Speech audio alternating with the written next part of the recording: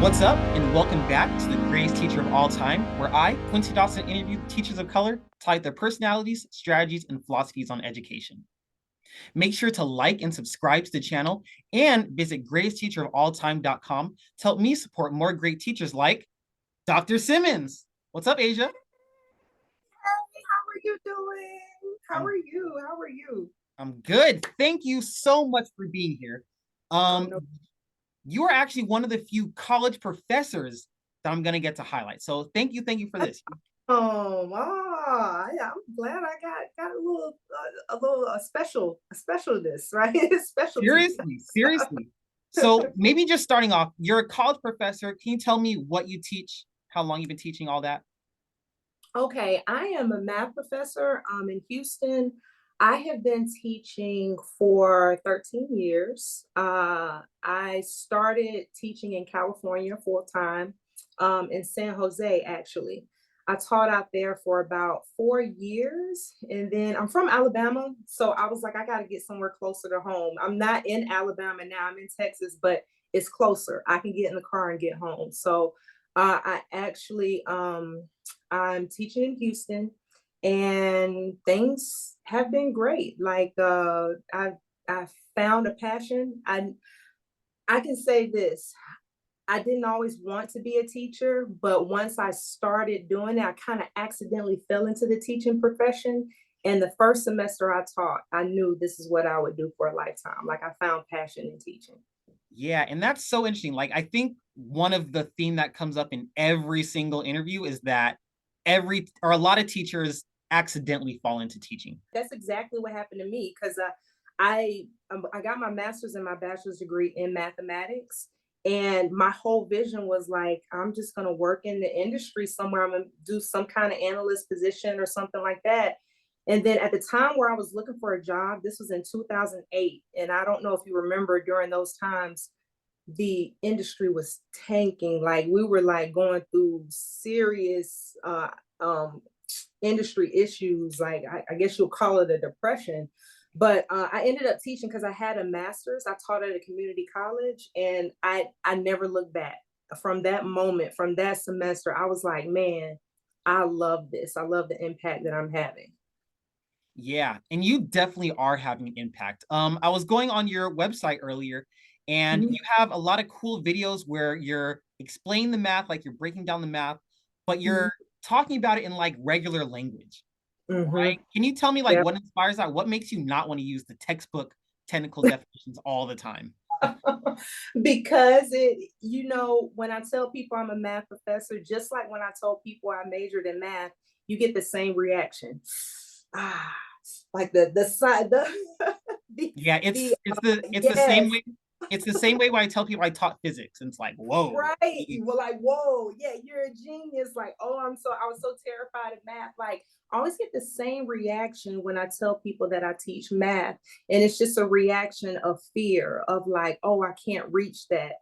And I feel like I have that same type of reaction from students when they first come into the classroom. It's like, oh, this is my worst subject, or this is the last class that I have to get to what I'm trying to get to. And it's just holding me back, and I just hated that. And really, it's about the language of it. Like once people start understanding the language, you got to meet people halfway. You got to meet people halfway. Once I start talking, breaking down the lingo a little bit more, it's kind of like then I can introduce more mathematical terms. It's like they're more open to that.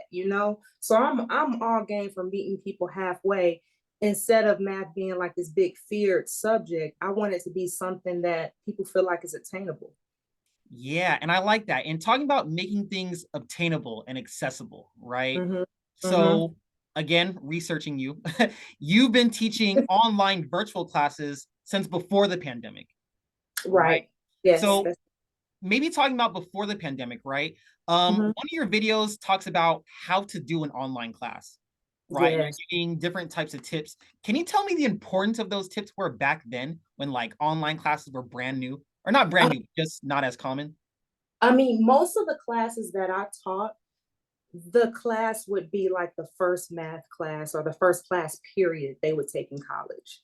And students just were not prepared for that. What I realized when I started making those videos, what I realized was that I was spending maybe the first month just trying to get people logged onto the system, just acclimated to the how the program works, getting a schedule together, understanding what was needed to be successful in the course. And it didn't matter how much you type things up and how much you put in the syllabus. It's kind of like students need a visual. Like I said, you got to meet people halfway, right? You And put it that's in true. the syllabus. That's true for all grade levels. Like just having Yes. it on the syllabus is not enough ever. It's not enough. It's never enough. And even on a college level, you meet some professors that are just like, these are adults. You got to learn how to read the syllabus. And I remember being in school. I remember being in school, and professors are just like, you are an adult now. I'm not going to do no extra song and dance for you. You're going to read the syllabus. What you need is in the syllabus. If you don't read the syllabus, then you're just going to, but I'm all about meeting people halfway. You know what I'm saying? Like, if this is your first time taking a college class, I don't want you to sink. I'm not trying to throw you out into the ocean, just watch you sink. Like, if you need a video, if you're not reading the syllabus, if you need a video, then that is one step in your direction. I want you to take a step in my direction, and let's meet. So I started making the videos, just giving some little tips here and there. And I'm telling you, those videos, I went from the videos to having like live orientations, like at the beginning of the semester. So you can watch the video and you can, meet with me live in an orientation if you have questions or anything like that. And students were working the first week of school. They were working. Everybody was logged in. Everybody was working on their homework assignments. People were asking questions. It's just taking that one little step, like, helped tremendously. Okay. So yeah, I guess I don't need to ask, but you're one of those professors who gives homework on the first day? There's always, especially for a virtual class, my student information sheets are always due that first week. I'll say that my student information sheets are due that first week. I do always have homework available, but it's never due until the next week. So All right. Okay. You're safe. I'm safe. I'm safe. I do want to put stuff out there because I got eager students. I really do. I have some students that email me 2 weeks before school start, like, what do I need to start getting ready for the class? Like, so I want to try to be there for those students that are ready to go. Like, you got something to do, and those students that may need a little bit more time. Like, it's a way to balance both. Okay. I like it. I like you. Gotta pass on that. Yeah, but maybe going back into these online classes, right? So you said in the beginning, back in 2015, you had to like do the tutorials on like how to log in, how to use the software and everything. Right. Now, post-pandemic, most Yeah. students you have now probably spent like the last 2 or 3 years on Zoom to finish in, Yeah. right? Yeah.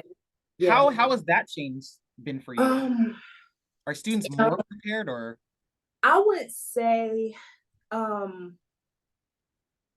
I would say students are way more comfortable in an online setting these days. Like, I had the unique experience of being a student and a professor online because I was working on my last couple of years of my PhD when the pandemic started. So I finished my PhD last year. So I was like in 2020, I was taking my classes online just like my students were taking their classes online. So I felt the what they were going through. I felt what they were going through. So I will say the shift, like when we went to an online setting, um, a lot of my students had never taken an online class because they were face to face, right? And this was, like I said, some of them, it's their first year in college, so they didn't sign up for an online class. So the switch from being in person to virtual, it was a struggle for them. It was a struggle for them at first because it was just like, I miss seeing y'all. You know what I'm saying? And then it was just traumatizing, right? It was traumatizing for all of us. So it wasn't about, you were saying that um oh, they should be more comfortable with the online setting because I had the videos and all that stuff. I mean, yeah, they're comfortable with the online setting, but what about the trauma that they're experiencing? You know what I'm saying? That was another layer that I don't think the most prepared online instructor was ready for. They weren't ready for students logging on and having multiple people in their house, or students logging on and not being able to eat because they've lost their jobs and like things like that. Like we're talking about adults, you know. Um, and then their students, some of my students have kids in K through 12, you know, and they're taking their classes online. So it was a lot. It was a lot. It was it was kind of sad, and I had to have a lot of grace with my students, just as my professor when I was working on my classes had grace with me. I think everybody learned about grace that in 2020, about like, man, okay, is the test the biggest issue right now?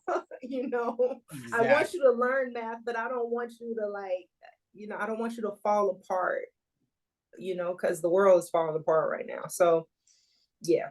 Yeah, and I'm just thinking flashbacks at my old school when the pandemic started and hearing stories of families or houses just not being prepared for online school Man, at home, right? I exactly. I remember there were students at the school who had to like take class from their closet because that's like the Yeah, only quiet place away from like everything else going on, right? exactly. Exactly. Like it's, you know, yeah, that post PDST, like just that post traumatic syndrome where you're just like, oh my gosh, I think back on those times and how difficult it was. Um, because you had to keep going in the classes, but it's like you had to maintain the home as well. And Mm, that's the thing that people, you know, they kind of lose sight of, like college students, or some college students are taking care of home, especially students in the community college setting. My students are taking care of their families, you know, young students too. Like I gotta work for my family. I gotta work for my mom and my dad. I gotta keep our, you know, lights on in the home. We gotta feed the family and stuff like that. And these are young kids doing that, or young students. I don't want to call them kids, but they're young students. Mm. yeah, I get you. It can be a lot, and you're Yeah. definitely doing the work. So thank you for that. Awesome. Yeah. Um, now that that's over, I'm actually kind of mad at you. Yeah, we got a problem. So, What I so do? this, What I nah, this do? is coming from me personally with my college math experience. Uh-huh. So, in the K through 12 math system classes and everything, all the Uh-huh. teachers are trying to do like these new, fun, innovative ways to teach. Like, you get building blocks to play with, you get little cereal to sort to do your math. Yeah. Why is it that as soon as you get to college, all Mm-hmm. of those teaching strategies just go down the toilet? It's like college math isn't right. Like we kind of talked about this earlier, but like it's not. What's up with that? You want me to be real with you? I'm gonna be real with you. When I got hired, and this is like what my whole dissertation was about. When I got hired as a math professor at a college, they didn't care what my teaching credentials were. I had never set foot in a classroom before. I had no idea how to handle students. All they knew was that I knew math, and that was enough for them. And that is true of most colleges that are hiring teachers or professors. You, teaching credentials are not really like in the forefront. It's like, do you have a master's in math? Okay, all right, come on. You know, so it's not really a requirement. Like I work for a system now that requires professional development. I'm actually a facilitator for an instructional skills workshop where we focus on instructional skills, you know, but this is the first college I've ever worked at where it's like required, you know, that we take that pedagogy and like learn about how to teach students and different ways of learning and things like that. It's not required on our level. Now, the argument that I have is that I'm teaching at a community college. I told you this before we got on air. I teach developmental courses. Developmental courses are in most places it's like pre-algebra, algebra 1, algebra 2, sometimes trig. In California, trig was included in the developmental courses. So these are courses that are not necessarily college level courses. And I hate the word remedial, but most people are familiar with, oh, these are remedial classes, but that's what it is. Remedial classes, I like to call them developmental classes. These classes are basically math that's almost taught.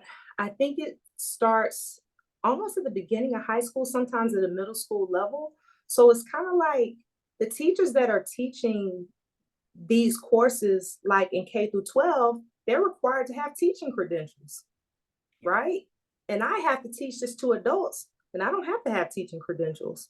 You know what I'm saying? So I think there's a problem there. There's a problem there. If you're teaching algebra, you're teaching algebra to adults, you need some type of training on how to do that, because it's not just I know how to do algebra.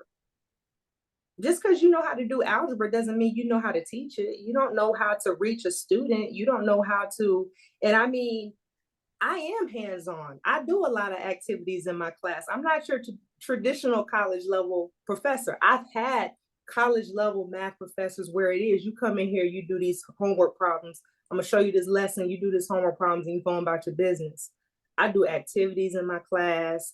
Um, my videos, I try to throw little real life scenarios in there. And that's why I got my PhD in math education, because even though it's more focused on K through 12, there is so much value in K through 12 pedagogy that can help us with the college level math that I feel like it should almost be a requirement.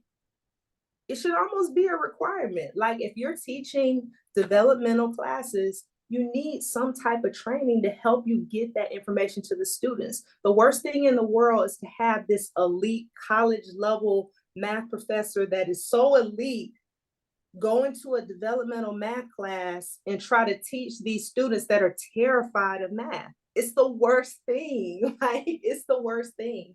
And so we have a situation in Texas. You're in Georgia. So we have the situation in Texas where in 2018, like our students cannot take developmental classes on their own. We have these things called co-recs. So like if you take the TSI, which is our placement test, if you take a placement test and you are placed into a developmental level math course, you are required to take the college level course anyway, even though you're not ready for it, along with the supplemental course. So you're basically taking two courses at one time. All right. So what this does on the faculty level is it takes some of those professors that shy away from developmental courses, like, no, I want to teach the college ready students. No, no, no, no. I want to teach the college ready students. It's forcing some of those teachers to now teach the students that are not ready for math, which is, I feel like, kind of dangerous, because they don't, you need to have a special type of hand to deal with, students that are not college ready. So, and then it puts students in a disadvantage at times, because it's like now they're taking two math courses. So, I mean, it's a financial burden, it's a time burden, it's a overwhelming thing to have to take two math classes at the same time, one of which you're not ready for. So like it's a lot. I can go on and on about it, but it's I'm not your traditional college math instructor. Like there's a lot of hands-on that goes on in my math class. And I do a lot for my students. I do a lot for my students. Some people may say I'm holding their hand too much, but like I said, I am all about, because they're at this level where it's kind of like I'm not ready for college level. I got to get them ready for college level. And the only way I can do that is to help them out a little bit, hold their hand a little bit and say, hey, I'm going to hold your hand until you get comfortable enough that I can let you go and you go out there and do your thing. Yeah, let me get back to something you just mentioned. Holding their hand too much. Is that real feedback that professors Yes, yes. You're holding their hand too much. Like, yeah, I mean, I hear that at times. And I think you hear that in a lot of disciplines where it's just kind of like it's a fine line between, you got a college level student, how much do you hold their hand through things? Because they got to be ready to go to college. Like they got to be ready to go to these big universities, because once they finish at my school, they're transferring on to a 4 year, and they got to be ready because they're not going to hold their hand.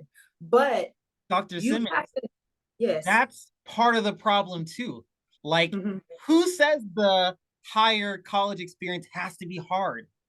Like, it It should doesn't be. have to be that way. It's just the Look, cycle. listen, I'm right there with you. but I also believe that I can't change other people. The only thing I can do is change myself. I know I can't go to Texas A&M and force them to be more hands-on with their students and force them to, hey, not be so much of a research school. I mean, some of these four-year college, I mean, you have an instructional institution, you got a research institution. I can't go to these research institutions and force them to, I can make suggestions. I can say how, I can write a book. I wrote a book. I can give them the book and just hope that they make some changes. But I know for me, I gotta do what I can do. I can only change myself. And what I'm doing is trying to prepare them for my hope. My hope is that you go to a school where they do embrace the instruction. They do embrace really showing you how to do these things. And I mean, don't get me wrong, every college level, university level professor is not all of them are not like, I can't say they're all anything, you know what I'm saying? But I do want to prepare my students for that moment where they do run into that instructor that's just like, here's the book, have fun, do what you can, here's the homework, get it done. You get it done or you just don't. They got to be prepared for that. That's just the reality. So, yeah. Yeah, I mean, I it's a feel lot. you though. I It's a feel lot. you. And I appreciate that you're not the typical teacher or the typical professor, right? And that's part of what makes you the greatest teacher of all time. Oh, thank you. Thank you. Yeah, no Thank you. problem. Mhm. We still got more things to talk about though. So, Okay. on your blog post, you also have something that talks about different tips to be college ready, Yeah. right? Yeah. So, I want to get into how does someone know that they're ready for college? What do you think that entails? And I know you have tips on this, like being academically prepared, being physically prepared, having a group of peers to help you out. Yeah. But what does that mean to you? So, I mean, really, when you talk to any, I think professor and you say the word college ready, I think we focus more on the scores that academically being prepared for college readiness. Like college readiness means, okay, let me see your TSI scores. Let me see your assessment scores. Are you college ready? Yes or no? I feel like it's deeper than that. I feel like it's way more than that. I talk about that also in my book. When a student is not college ready, it's not just their scores.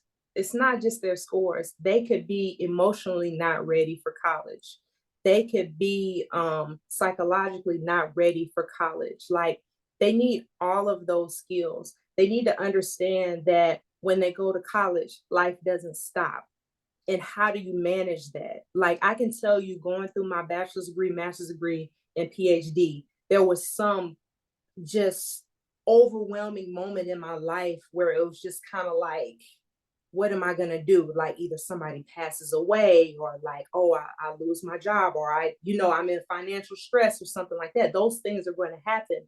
And that's the unfortunate thing. And I, I want to make students or help students be prepared for those moments. I want them to understand about time management. If you don't know how to manage your time, that could be like just suicide to your college career if you don't know how to manage your time. Not saying you can't have fun, because college you're supposed to have, you got to go out there and have some fun. I had some fun in undergrad. Like you got to have some fun, but you got to have the balance. Like a lot of students, you go off to college, it's your first taste of independence, right?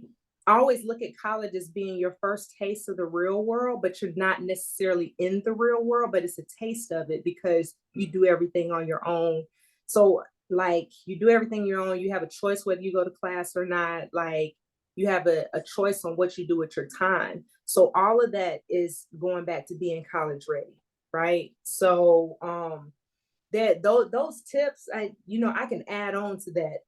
I think I wrote that a couple of months ago, maybe last semester, but I could add some more to that. Like every month I could probably add another little layer to that, because we did a summer bridge program last summer and we had 10 students, and I promise you, even to this day, I feel like I'm still kind of mentoring some of those students because they're trying to navigate how to be college students. They're trying to figure out how to do this. How do I balance this and still make the grade? So college, it's a lot. It's a lot you have to do to be college ready. And you may stumble, but the thing is, you got to understand how to bounce back if you do stumble. Cause I think that's just part of college. Like you're going to stumble.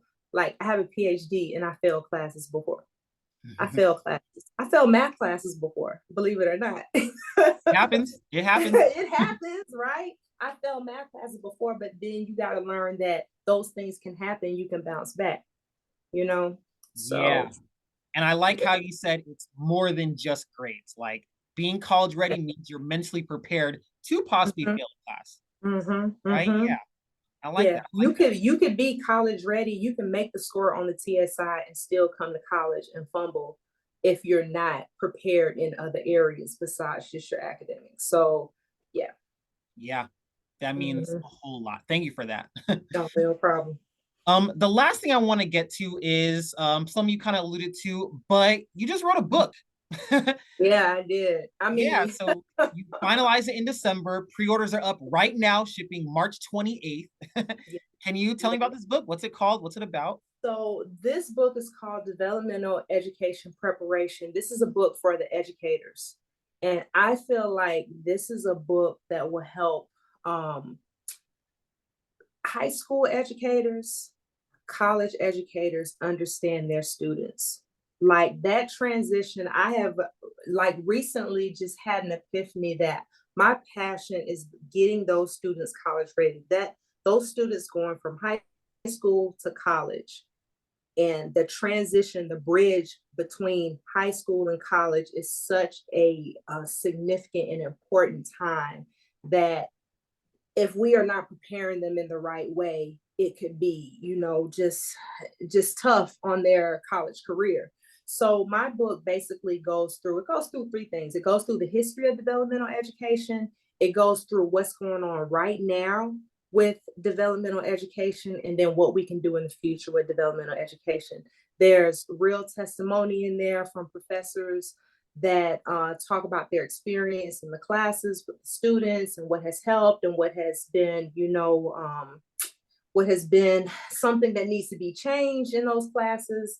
And it's a really good book, a really eye-opening book, and it basically I feel like you cannot adequately teach these students unless you really understand where they're coming from.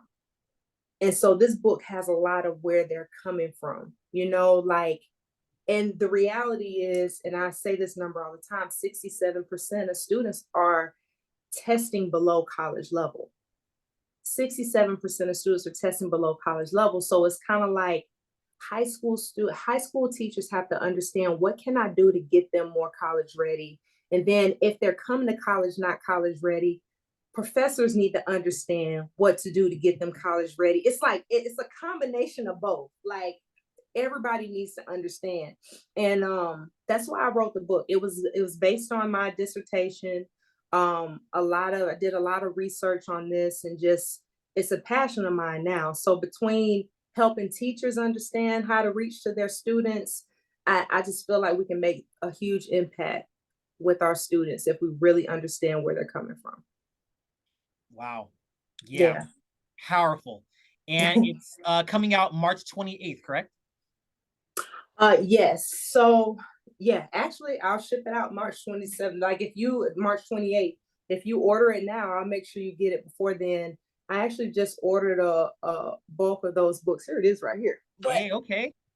they There are we supposed to go. come in on Saturday, so I do have it right here. So yeah, I can get that to you. And also, like for this book, I'm doing free shipping for this book. If you just put in Be Impactful in the code, like you can get free shipping on that. So just pay like as if you're getting it from me in person. Okay, that's great, great. And it's directly from your website, Amazon. No, actually, you go to aic54.com and you can see everything. aic54.com is where I started my blog. So I started blogging before I actually posted the book because I'm a math person, but I had some things I wanted to say. Yep. so, so I created a blog. So on aic54.com, you have my blog, you have my book. You have the reason why. I have a blog in there, a reason why I wrote the book. I have a blog on there on the tips that you talked about earlier, the blog posts about the college readiness and like what do you need to be college ready. Like there's a lot of good stuff on that website. But if you go to that website and put in Be Impactful, you can get anything on there free shipping. Okay, great, great, Mm-hmm. great. Thank Mm-hmm. you so much for this, Dr. Simmons. I really appreciate this. This is awesome. And I just want to, you know, tip my hat to you for doing this and bringing this together because any educator will tell you, and you're a previous educator as well. Any educator will tell you that we get burnt out. Even though this is our passion, we get to the point of feeling like, oh, just exhausted and feeling like, oh, what can I do? Or just feeling like defeated at times. And the thing that really drives me and just reignites me as an educator is when I get together with other educators and we share our experience and I start realizing I'm not the only one going through the struggles that I feel like I'm going through. And then you start like just understanding that hey, we are in this together. We share, you know, some of the same issues and then we start sharing ideas to help with those issues. And like I'm at a conference right now where all I did was just talk to educators all week. But the thing about it, if you don't go to conferences, you don't get that experience. You don't get that moment to get refreshed. So when you're creating these videos, you are making an environment that people can look at and like relate to other instructors and other educators and just, oh yeah, she's talking about something I'm going through. And like you're giving people that don't have the opportunity to go to conferences, you're giving them the opportunity to hear educators speak. So I just really want to give you your flowers on that and just keep doing it, okay? Man, thank you. I appreciate that so much. Yeah, Yeah. that's actually part of the reason that inspired this, right? Where in 2020, in the heat of the pandemic, a lot of Mm-hmm. great teachers of color were leaving the classroom, I right? know. So I I wanted know. to find a way to just encourage and uplift teachers to keep them going for an extra couple of years, you know? Right, right, right. And Yeah. just and it's been growing and it's doing what it needs to be doing. So just keep doing it. Thank you. Thank you. I appreciate that. Mm-hmm. But yeah, again, thank you so much for this. Your insight on how students know if they're ready for college, Mm-hmm. you breaking down these YouTube videos to make math an accessible language, and also your thoughts on the whole college education system are part of the Mm-hmm. reasons why I think you might be one of the greatest teachers of all time. Oh, thank you. Thank you so much for this. This has been great. Yeah, thank you. And Mm-hmm. also, thanks to Transcendence Children Family Services, I want to present you with this $100 prepaid gift card to use with you and your students or whatever you choose. Thank you. Thank you so much. Oh my God. Thank you. I Yeah, of really course. appreciate that. Yeah, you deserve it. You deserve it. Thank you. Also, with the support of Everyday Educate, we'd actually like to sponsor you and one of your classes with a class pizza party. Ah! Let me tell you, those adults will love that pizza party. Trust me. I know. I was there at one point. So yeah, Yes. once the cameras go off, I'll figure out a way to get this gift card and those pizzas delivered to your classroom. Okay. All right. Thank you so much. Yeah, of course, of course. Um, Thank you to everyone else for watching The Greatest Teacher of All Time, where I interview teachers of color to highlight their personalities, strategies, and philosophies. Please make sure to subscribe to the channel and like the video. And if you really liked it, leave a comment for me and Dr. Simmons to see. Also, if you are the greatest teacher of all time, or if you know the greatest teacher of all time, let me know. Go to greatestteacherofalltime.com and click on Submit a Teacher. Hope to see you soon.